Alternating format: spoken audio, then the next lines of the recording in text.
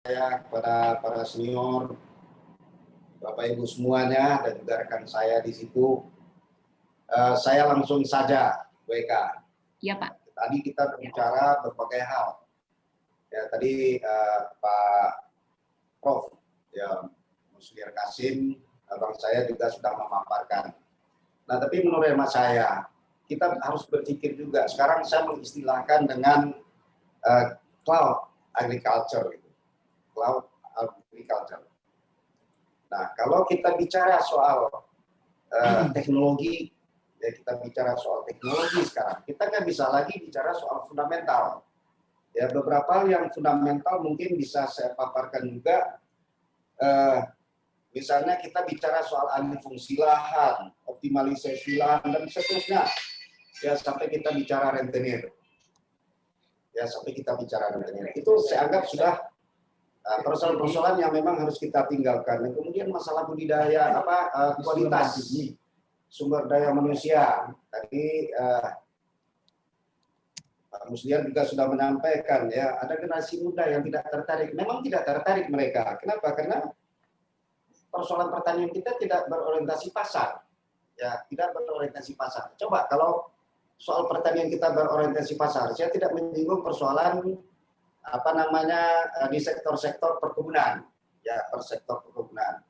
Nah, kita melihat sekarang adalah di mana letak, ya, agar kita maju. Kemudian kita bicara hilir, ya, ya, tata niaga dan rantai. Kemudian kekuatan petani terhadap harga. Ini soal demand supply mungkin, ya, soal demand supply. Kemudian nilai tambah, ya, nilai tambah.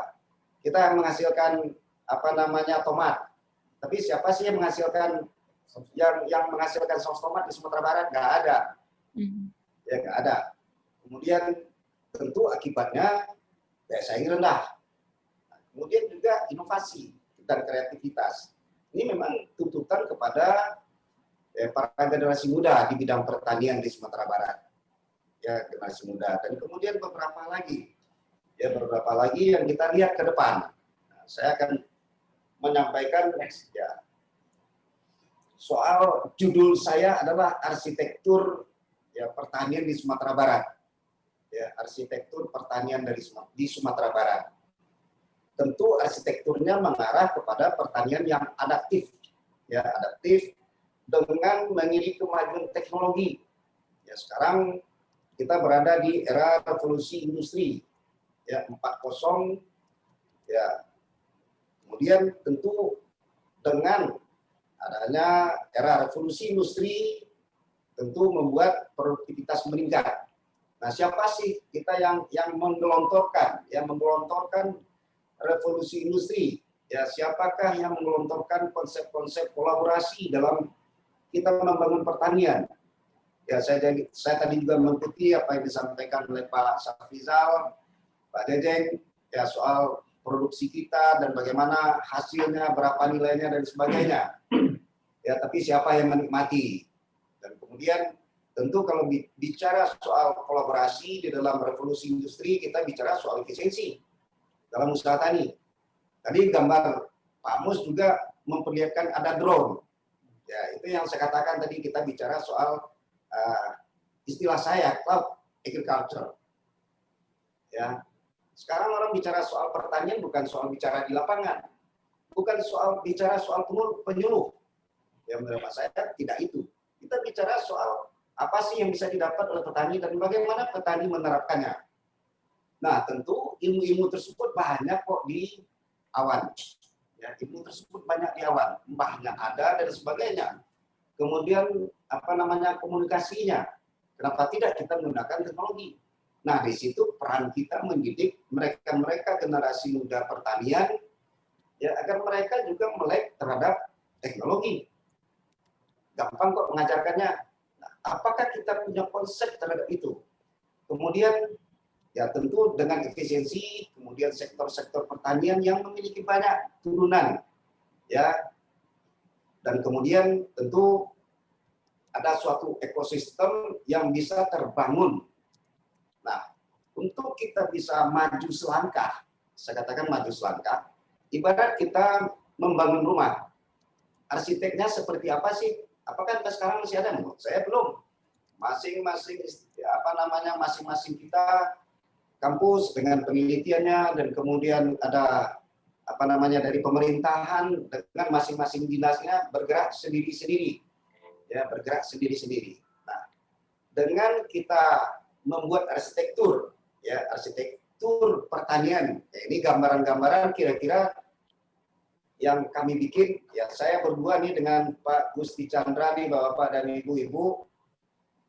Pak Gusti Chandra juga Direktur Kredit dan Syariah, ya, kami berdua. Nah, dapat kita lihat di situ, ya, bagaimana kita membangun suatu ekosistem pertanian yang tangguh. Ya, mereka juga harus menggunakan teknologi dan sebagainya. Dan ini gampang kok untuk menyampaikannya, sepanjang kita tentu berpedoman kepada hal-hal yang sifatnya bisa memajukan pertanian. Ya, di situ ada lembaga jasa keuangan, ada bank dan sebagainya. Mungkin kalau kami dari Bank Nagari mungkin lebih daripada 4 triliun.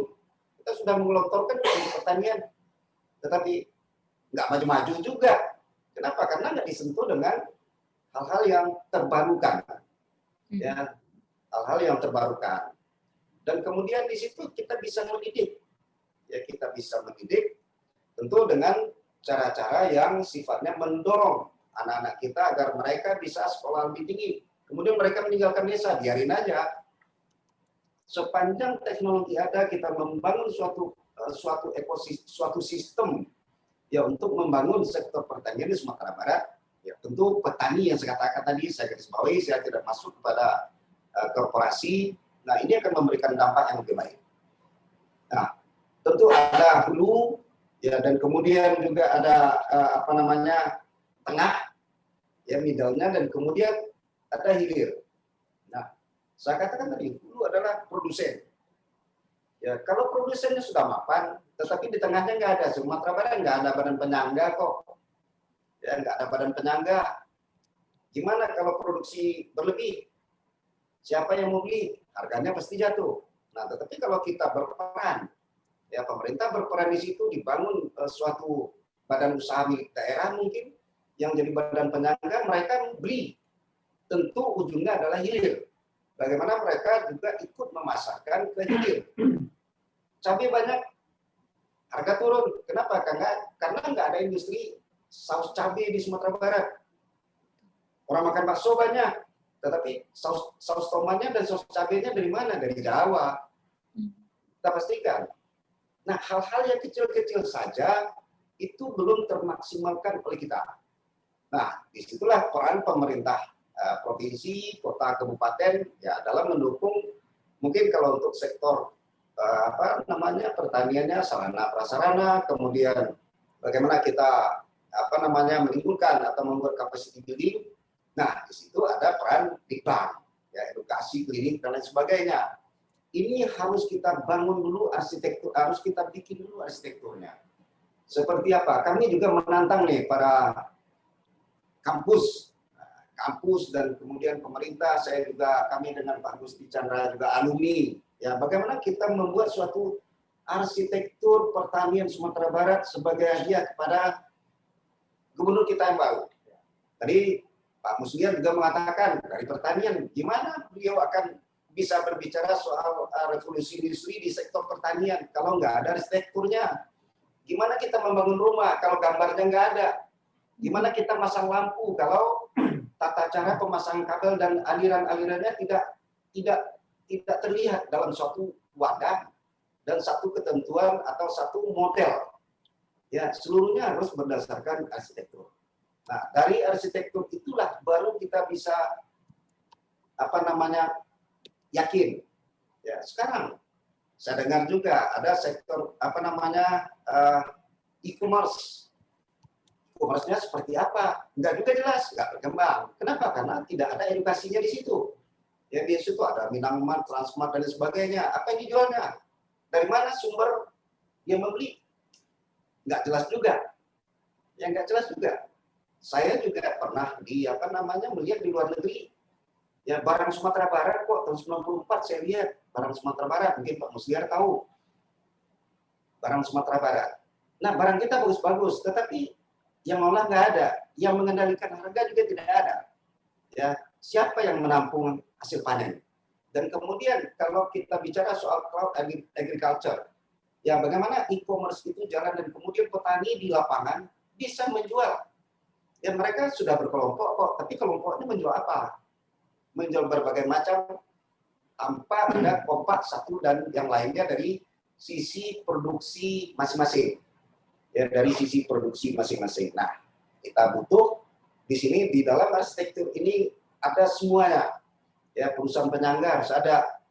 Ya dari dinas pangan, kemudian ada gudang. Ya kita manfaatkan gudang itu sebagai sebagai suatu badan usaha yang bisa menampung dan menyalurkan ya hasil-hasil pertanian itu.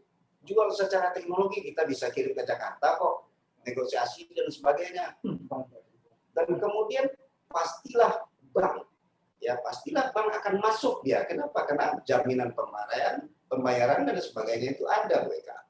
Nah, saya lihat di situ sehingga ada keterpaduan hulu. Ya, hulu adalah mereka petani dan kemudian mereka menggunakan teknologi.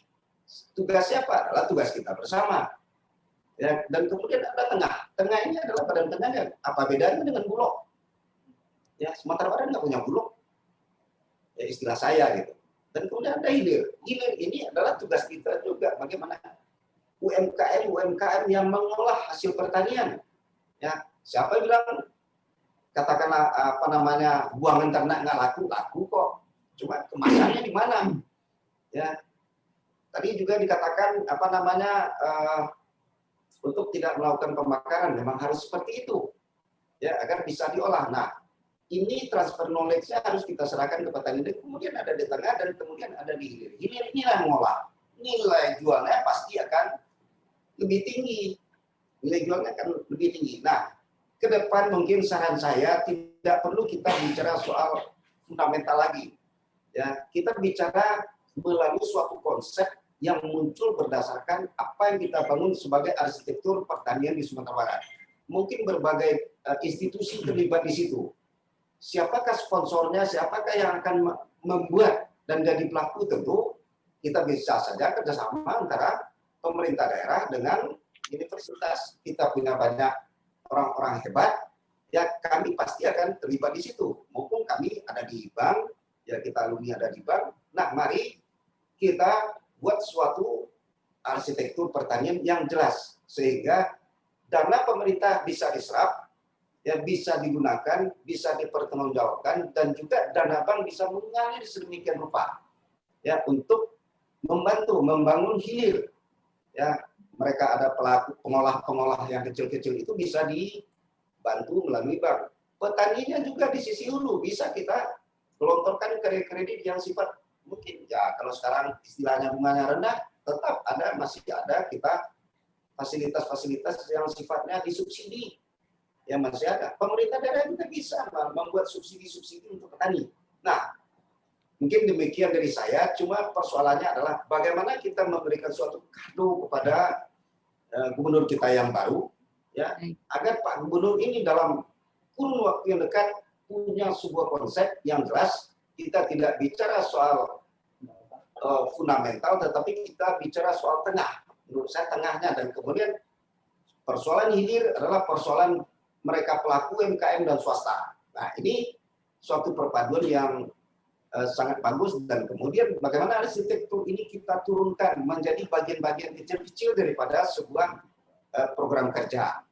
Ya, kalau arsitekturnya ada dan kemudian programnya ada, tentu secara teknis ini bisa dilaksanakan. Nah, kalau arsitekturnya tidak ada, maka kita seperti inilah. Dari dulu sampai sekarang saya masuk kuliah, kita bicara soal subsisten. Ya, sekarang juga persoalan lahan juga. Sekarang orang bicara teknologi, kita bicara soal penyuluhan. Orang bicara drone, kita bicara penyemprotan dengan alat manual.